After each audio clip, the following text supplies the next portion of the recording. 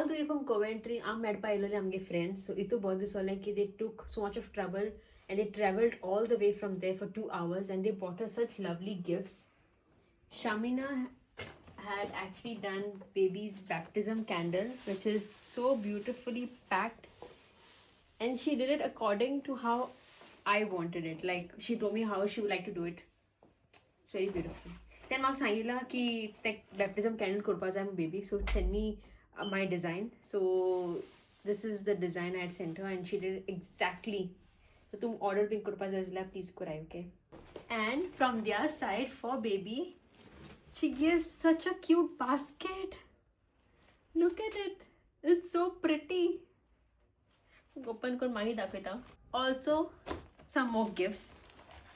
Because it's October month, pumpkin season. Look at this. Isn't this cute? Not over.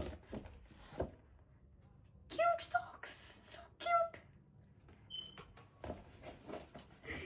Clips.